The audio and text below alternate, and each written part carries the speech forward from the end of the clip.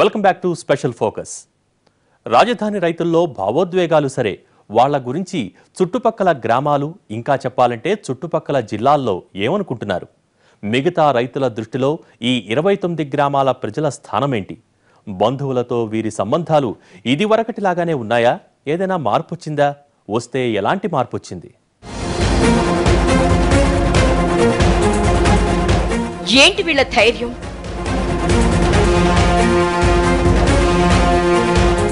అసలేం చూసుకుని భూములు ఇవ్వడానికి ఒప్పుకున్నారు?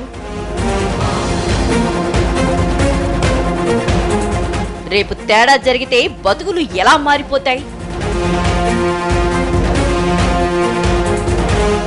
రాజధాని శంకుస్థాపన పనులు ఎలా జరుగుతున్నాయో చూద్దామన్న ఉత్సాహంతో ఉద్దండరాయునిపాలెనికి జనం క్యూ కడుతున్నారు.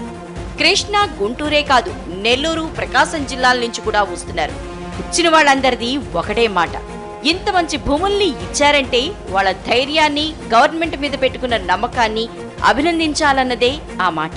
అంతలోనే ప్రభుత్వం ఏం చేస్తుందోనన్న సందేహం. ఇంత గొప్ప రాజధానికి అంకురార్పణ జరుగుతోందంటే అదంతా రైతు చలవే అనేది అందరి మాట.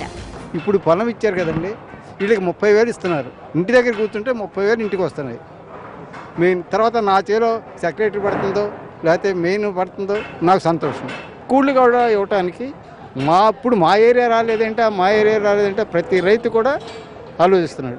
అసలు ఇక్కడి వాతావరణం చూస్తుంటే మా వైపు ఎందుకు రాలేదు రాజధాని అనిపిస్తోందన్నది ఇంకొందరి మాట. నిండు మనసుతో భూములిచ్చిన వాళ్లకు మంచి జరగాలనేది ఆకాంక్ష. బయటి వాళ్లే ఇలా అంటుంటే ఇక బంధువుల దృష్టిలో రాజధాని రైతులు అంతెత్తున ఎదిగారు. మీరు మామూలోళ్ళు కాదంటూ తెగ పొగిడేస్తున్నారట. మనస్పర్ధలతో ఏళ్ల తరబడి మాట్లాడని వాళ్లు సైతం ఇప్పుడొచ్చి అభినందిస్తుంటే ఉబ్బి తబ్బిబ్బైపోతున్నారు 29 గ్రామాల రైతులు. అయితే ఇందులో కూడా 2 రకాలున్నాయి. కొత్తగా వచ్చిన కోట్లను చూసి దగ్గరవుతున్న వాళ్ళు కొందరైతే నిజంగా మనస్ఫూర్తిగా అభినందిస్తున్న వాళ్ళు ఎక్కువ మంది ఉన్నారు. ఇప్పుడు పక్క ఊళ్ళో కూడా మా ఏరియా కూడా వచ్చి మేము కూడా ఎన్ని వేల ఎకరానికైనా ఇస్తాను సిద్ధంగా అన్ని ఊళ్ళలోనే ఉన్నారు. ఈ సీన్ చూసిన కాడి నుంచి ఇక్కడ డెవలప్మెంట్ కానీ ఆయన మాటలు కానీ ఎన్న కాడి నుంచి కానీ జనానికి ఇక ఇల్లు ఏంటని ఇంతటితో జరిపించారో. కాకపోతే ఇది తీసుకుని ఇది డెవలప్ అయిన తర్వాత చుట్టుపక్కల ఏరియా కూడా డెవలప్ అవుతుందని ప్రతి ఊళ్ళలోనూ ప్రతి రైతులకి ఉందండి. అది మరి ఎంతవరకు జరుగుతుందో చూడాలి.